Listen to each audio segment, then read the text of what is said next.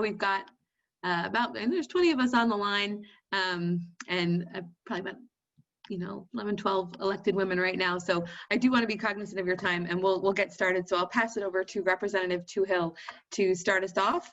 And hopefully, again, we are recording. So for anyone who got shut out for whatever reason, we'll try and still get them on, and we'll mute them when they join if they haven't had any issues. But otherwise, we'll get started for those of you that were able to join us.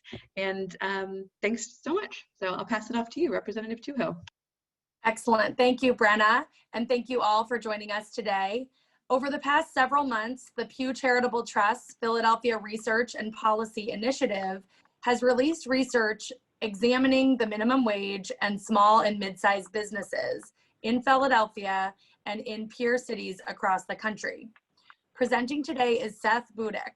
Since joining Pew in 2017, Seth's research has focused on topics related to economic development, transportation, and public health.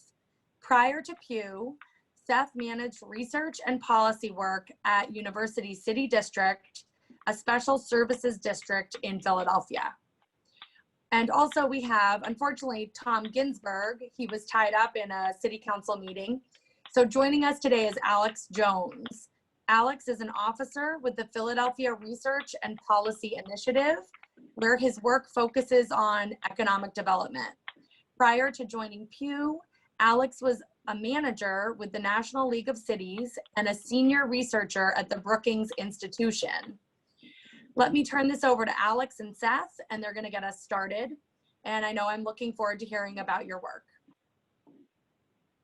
Thanks so much, Representative Toohill, and thanks again to the National Foundation of Women Legislators for inviting us here. And I know all of our colleagues at Pew kind of appreciate the ongoing partnership we have with you all, and love having the opportunity to come talk to your members. So I am Alex Jones, and joined by Seth, who I'll turn it over to about halfway through, but I'll get us started. And just to kind of preview what we're going to be talking about, we have released two big reports this year. One this summer on small businesses, and a little bit earlier in the year, a comparison piece on minimum wages. And while these reports are obviously looking at kind of the landscape of Philadelphia's economy and peer cities' economies prior to the COVID pandemic, we do think there's a lot of really interesting data here that our goal is for it to help policymakers kind of interpret what might be going on right now in their economies, and how they might respond. So let me just click through here. Yes. So just some quick context for those who may not know. So we are the Philadelphia Research and Policy Initiative, based in Philadelphia. A lot of our Pew peers are based in Washington, D.C., where they work on national and state issues. We are focused on issues that impact the city of Philadelphia, but in the course of that work, we do a lot of peer city comparisons. But for those who may not be as familiar with Philadelphia itself, a large city in the middle of a large metro, 1.5 million in population, metro of about 6 million. And over the past kind of decade, Philadelphia has been growing alongside the rest of the country, and in some cases recently, outperforming the rest of the country in terms of job growth. But at the same time, and for us this is really important, Philadelphia kind of deals with a lot of persistent issues. One of those issues is a lot of concentrated poverty and deep poverty in the city, and additional issues around dislocation of the workforce of those who live in the city and getting access to some of those jobs that are growing. So, with that kind of just big context, that led us to kind of two of these issues that we're going to talk about today. I'll start by presenting some of our research on the small and mid-sized business landscape. I'll turn it over to Seth to go through some of the minimum wage comparisons across the country that he did in his report earlier this year. And then we'll close with a little bit of a focus on some of the more specific Philadelphia data we have, but also try to position that in terms of what we're seeing right now happening in the economy in cities around the country, and how that kind of those preconditions might impact decisions that policymakers are making today and in the near future. So starting on the small and mid-sized business landscape, first, just to give you a sense of what we were looking at and why it matters. So for us, small and mid-sized businesses are businesses really from that sole employee up to firms that have 500 employees. And then we compared Philadelphia to a set of a dozen other peer cities selected for a few different reasons. All of these cities, for one, have a lot of overlap with their county. And so for us, that's really important in terms of being able to do the data analysis that we do. They're also similar size and in a lot of ways industry composition to Philadelphia, so really good peers. And I know we have some cities here representing states with folks on the phone, and happy to kind of talk through how what we've seen there might apply for you all. And then just in terms of why small and mid-sized businesses were something that we wanted to look at. First, they are employers, obviously. As part of our research, we found that about a quarter of the employment in Philadelphia is from these smaller and mid-sized businesses. But almost more important than that, small and mid-sized businesses play a different role in our economy. They are sellers and innovators. They're also neighborhood and community institutions. These are the bricks and mortar, retail, accommodations, food services businesses that line our streets. In a lot of ways, they're the customers for a lot of the city services that we provide through our economic development institutions. And they're also, wealth builders and avenues of opportunity. Building small and mid-sized businesses is a way of expanding household wealth. And we've seen research that a lot of even the first jobs that people get are in smaller businesses. So it's really the first pathway to employment for a lot of folks. And then finally, small businesses are really impacted by the local conditions and by the local policy. They emerge out of the ecosystem that local policymakers create. They're really impacted by the regulations and rules that they face in that city. So we think it's really important to look at that, especially when we're doing these kind of peer city comparisons to see how things change across places. So to look at some of the peer comparison data over the next couple slides here, how important are SMBs across places?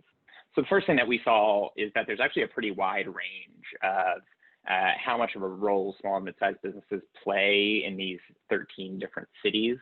So here we're looking at density, the number of establishments per thousand population, and you can see it's really pretty varied. The median city is about 26, but the sample that we looked at goes from a high of San Francisco and Denver there above 35, down to a low of Philadelphia, really underperforming its peers here at around 18. And one of the things that we noticed kind of right off the bat here is that those kind of issues that we pointed out at the front with Philadelphia's kind of high poverty rate, a lot of the cities that are performing at the lower end of the spectrum here share that. Philadelphia, Baltimore, New Orleans, all really high poverty cities. When we look at the cities that are performing well, these tend to be wealthier cities. And one of the things we may be seeing here is that you have, a population that has more capital available to start up small businesses, maybe more tolerance for risk, and maybe more of the kind of know-how on how to go ahead and start a business.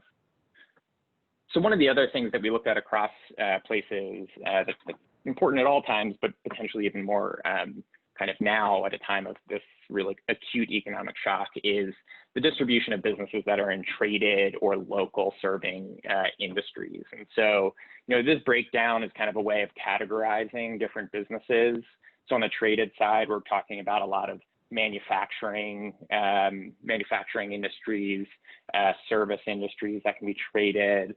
And then on the local side, we're talking about things like retail trades, really your Main Street retail, some of your food services, and those kind of industries. And so when you look here, you can see that, again, a pretty wide variation across our 13 or so cities. Denver and San Francisco, again, they had a high density. They're also performing well on the percent of traded sector businesses. And then Philadelphia also kind of performing low here. And so one of the things that we took out of this is that Philadelphia does have a high percentage of industries in things like or establishments in industries like health and human services, which is a local serving industry. So we expect that it would be a little bit lower untraded, but also what we might be seeing here is some of the compositions of all of these different establishments. Philadelphia just has less small businesses overall. So those local kind of local industries that are needed, that are present everywhere, will by definition kind of be a larger share of all of our small and mid-sized businesses. And then when we look at change over time, here we're looking at the kind of median city across all of our across our whole sample. One of the things that's really important is business formation. So this statistic that we're looking at here is the net business formation rate. So that's really how many businesses are being created as a percentage of all businesses, minus how many businesses are going out of business, are leaving that sample. And so just to give you some perspective here, so it's not the case that only young workers earn the minimum wage in Philadelphia. Finally, in the last panel, you can see that the majority of minimum wage earners lacked a college degree, but it's also worth noting that 31% had at least some college education. If you go to the next slide. So the last slide described the overall characteristics of minimum wage earners, but it's clear that that population isn't uniform. And so what we wanted to try to do was to determine whether there were distinct groups of minimum wage earners and explore what they had in common. And so to do that, we used a statistical technique called a cluster analysis that identifies groups of workers who have more in common with each other than with the members of other groups. And the algorithm identified 6 major clusters of workers, which is what's in this table. So the table shows the characteristics of the typical member of each cluster. And as you'll see, there's a lot of diversity among minimum wage earners that you wouldn't necessarily appreciate from the overall statistics that we just looked at.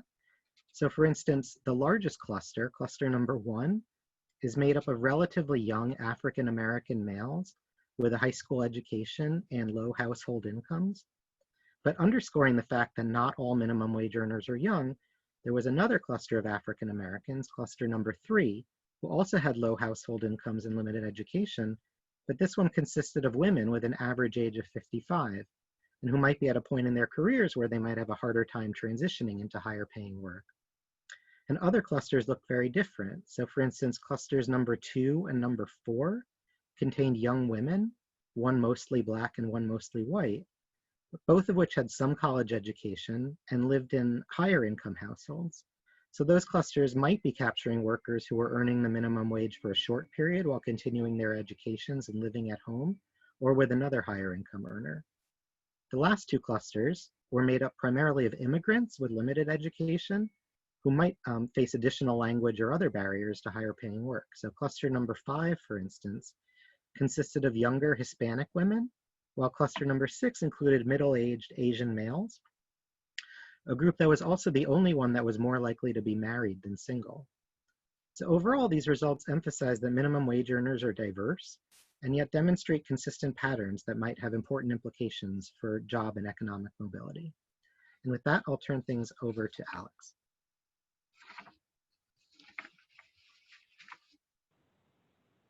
Thanks, Seth. And I'll just go really fast here because I know that we're coming up on time, and we definitely want to hear from you all before we go. But just one other kind of story that we saw across these 2 reports that I think is especially important to think about now is the kind of different clusters of industries that are part of our local economies. And for Philadelphia, there's a pretty clear story that we're kind of keeping our eye on and think is especially important right now. So first, one of the things that we looked at in our small business report was the share of employment across all the different industry sectors in the city. And we looked at this in median cities as well. So if you look across the whole sample of all of the cities that we looked at, there's a few clusters that pop out, at around 15% of employment across these industries, across all these businesses. We have the industries of health and human services, of food services, and then professional, scientific, and tech services, and then kind of another cluster at around 7% of all employment in the retail trade and construction and other services. Philadelphia is a little bit more concentrated than the median city in health and human services, which you can see here, accounting for almost a quarter of all of our employment in small and mid-sized businesses.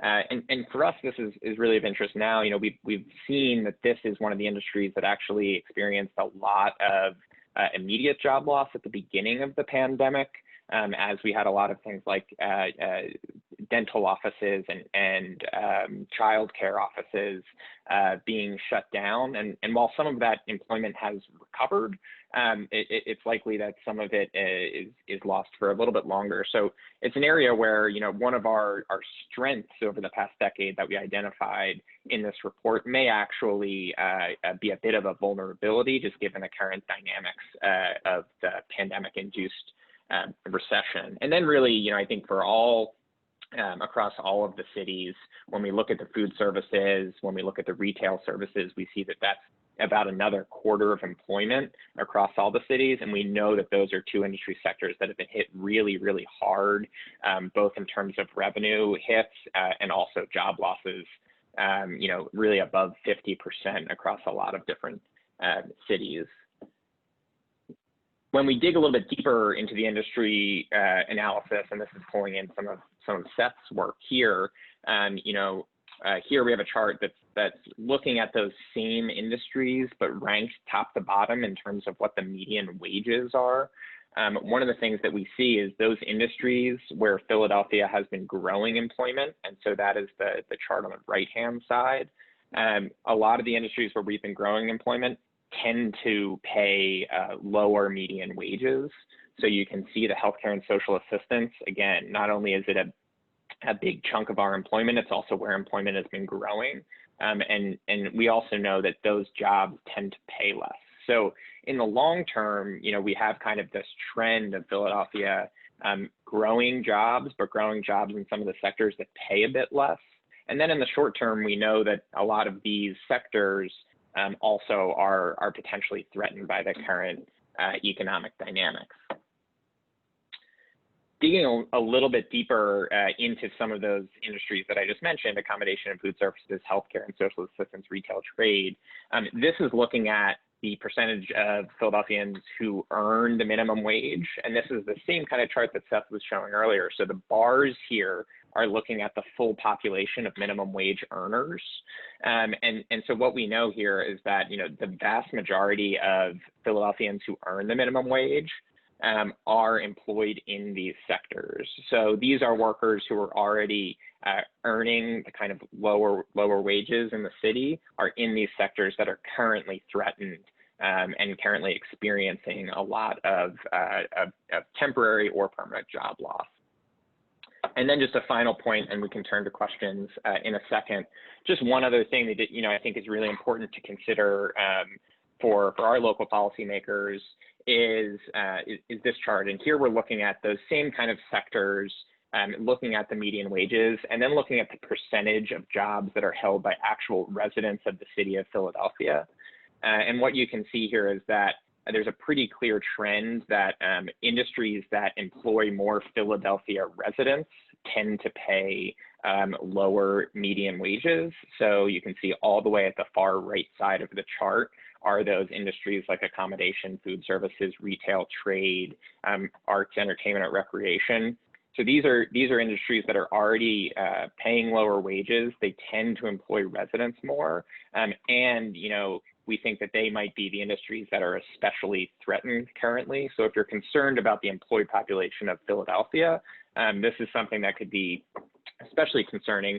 And then if you start thinking ahead around, you know, whether some of the remote workers may permanently be remote, when we look to the far left, the higher wage paying industries such as finance and insurance, information and communications, professional services, those industries that are Philadelphia's kind of higher wage industries aren't employing as many Philadelphia residents. So these might be jobs that were based in Center City, Philadelphia, where looking ahead, we might see those jobs not return to those offices.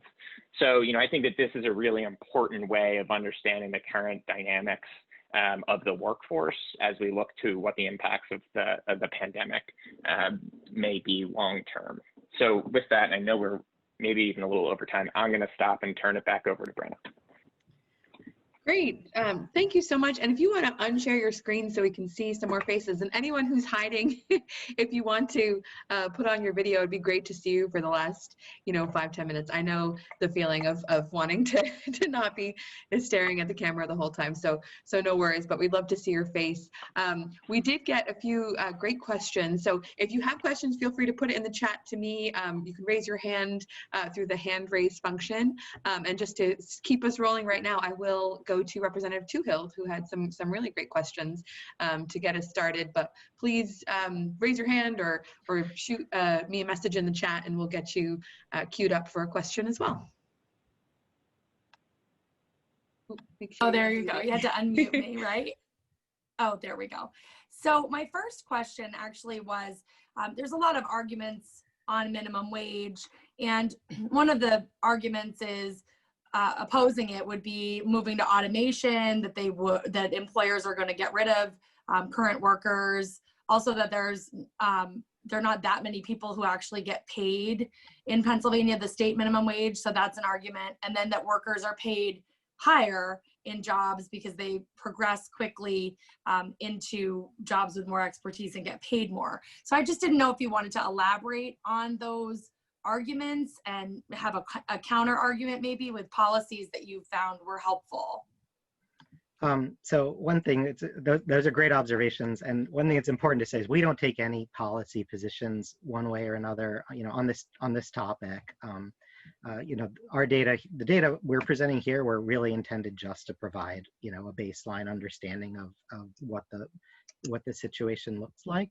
What I can say, regarding, the automation issue and employment impacts more generally, negative employment impacts more generally, there's been a lot of research on that topic recently. We kind of live in a golden age of minimum wage research right now, because there's been such widespread, policy movement there, in the last 5 or 6 years. It's provided researchers with an incredible wealth of natural experiments. And so there's a number of you can certainly, as on any issue, find work that kind of can come down on either side of that. And it's also important to mention, right, that a lot of those increases have come in this time of incredibly strong economic growth that we've been seeing over the last, half a decade, so or more. And so it's important to kind of put all of that research in that context, and and kind of caveat any of those findings. I mean, I think that a kind of, to the extent that I would be willing to generalize at all, it seems like a lot of the recent work has shown relatively small impacts on negative employment impacts of those recent increases. Again, it's usually a city by city level of analysis, but again, like the context is obviously very important there. Well, I think it'll be fascinating to see what happens, through COVID now. How that interacts with those recent increases that we've seen, and just as far as the issue of not that many folks making the minimum wage, that's absolutely true. Statewide, I forget what the number is in Pennsylvania, 3%, something like that, I want to say, according to state estimates. And in Philadelphia, not surprisingly, it's higher. But it's true that as we were showing, as the inflation rate eats away at the value of the minimum wage, and as wages just drift higher, due to inflation, it's certainly the case that you're going to see a smaller percentage impacted, by the minimum wage over time. And so that like I showed in that slide, where it's been declining, and and if it doesn't, if it remains at its current level, there's every reason to think it'll continue, that percentage will continue to decline. So that's, that's an important, certainly an important, reality to keep in mind. And did I answer your question? Was there anything else? Yeah, that helps a lot. Thank you, Seth. And Sure. Brenna, do you have any other questions in the chat from other legislators? Not yet, so I'm hoping people don't be shy, but I know you have another one, so please feel free to ask it. But Okay. Please, everyone, if you've got a question, shoot me a chat or just let me know. We'd really love to hear from some other faces on the line. Yeah, you could. I guess you could raise your hand as well, and then maybe Brenna will see it. So one of my other questions was, can you just delve in a little bit deeper as to why Philadelphia has less small businesses than other peer cities? So does that include franchises? If you're a franchise owner, I know that we have issues in certain parts of the city with people not wanting to run a grocery store, a lack of mom and pops. So I didn't know, like, what is really driving that lack of small businesses in comparison to other cities? And also, do we have a lot more big industries or bigger businesses of over 500 employees? I didn't know if that was part of it. Sure, I'm happy to start, and then I actually see that Tom has just joined us from his city council meeting, so maybe he's able to jump in. So the first thing that I'll say is our research doesn't get into any of the causes of the differences in the densities across places, but there are kind of a few levers that we've heard. So the one that we point to here that's pretty evident when you look across the whole sample is just that the poverty does seem to be associated with the varying performance across places, which does make a lot of sense. Starting a small business requires not just access to capital to start it, but also the kind of education and know-how to be able to start a small business. So that's one of the things that we're kind of interested in looking more at. In terms of the total number of establishments at the large end of the side, I don't know if we did that comparison, so like a large business density across places. Though Tom, if you're live over there, maybe you can answer that question. I am. Can you hear me? I don't know which device I'm using that works here. We can. I don't know where my voice. Yes. Where my voice is coming from.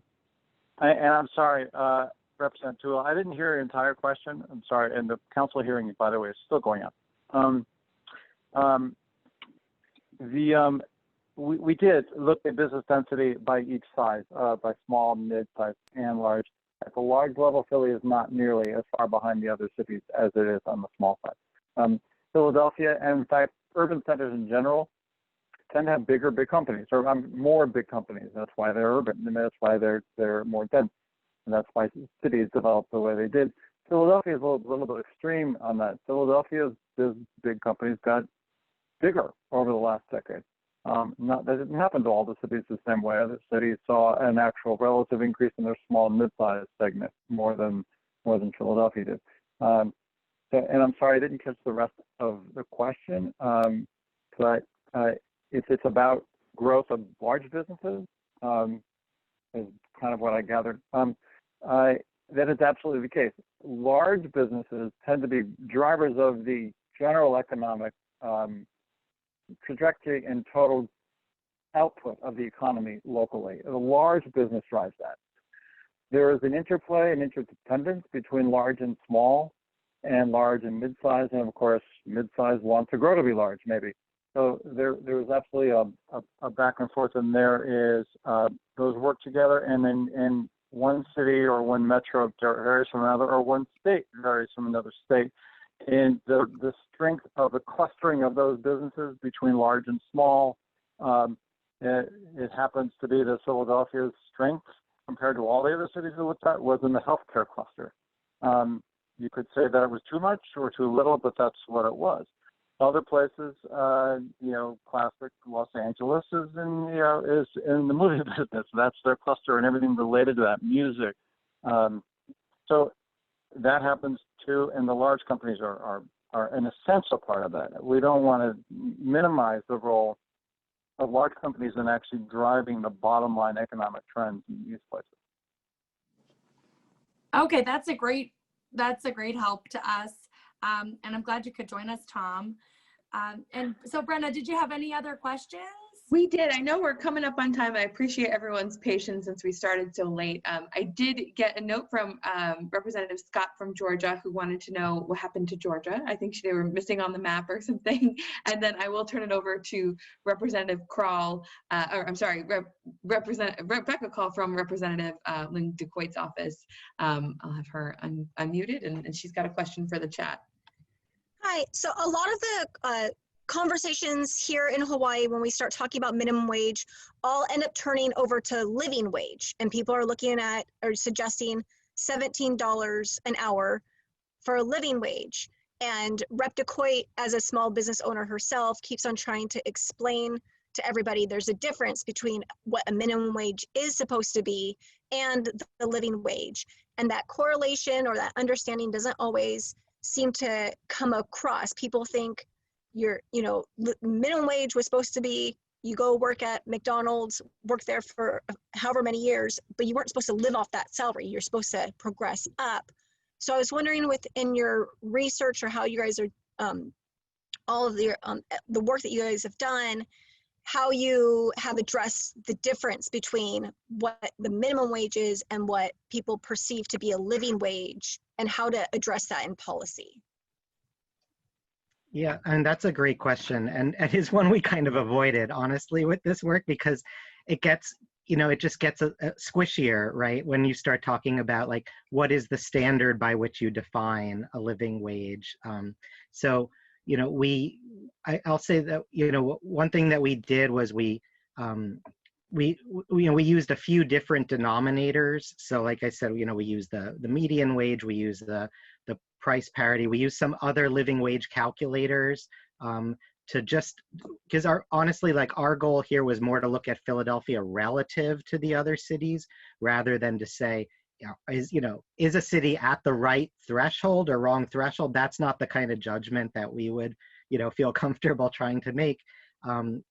With work like this, we're kind of more interested in, like, again, kind of how Philadelphia is performing relative to the others. I'll say that, there's certainly a lot of thinking that's gone into, like those ratios that I was showing, that we were charting there on, the minimum to median, for instance, that they call that the Cates index in the industry. And so there's a lot of thought about what's the right number for the Cates index, for instance, which you could do the same thing, with some kind of cost of living denominator, and similarly kind of come up with, a ratio and ask, are we at the right ratio or not? And so, that's the kind of thing that, where there's no right answer, right? That's where policy, enters into it. But, what you can do is you can look at, well, say, what have the ratios been traditionally in the United States over the last 75 years? Or what are those ratios in, Western industrialized countries generally? And how does the US kind of, or a given state or a given locality, stack up in those sorts of comparisons? And again, I'm happy to point you towards, I think, some good thinking on those topics, but it's, that's kind of out of our purview to kind of point to, whether a city is at the right or wrong number, on a statistic like that, if that's helpful. All right, excellent. And so that shows that was our last question. And we just are really pleased, as always, to have Pew as a resource today. We want to thank everyone for joining us. And so we were able to have Tom today, and Seth, and Alex. And so anyone that has any questions, please reach out to NFWL with any questions or comments following this event. And we're also going to be posting all of the materials to the website and follow up with some email links to the resources mentioned on the call. So we do hope that you're all staying safe and healthy, and we look forward to connecting together again digitally. So stay tuned and we'll see you soon. Thank you all. Thank you. Thanks so much. Thank Thanks, you everybody. so much. Thank you. Thanks, everybody. Thank you. Thank you. Thank you. Thanks, everyone.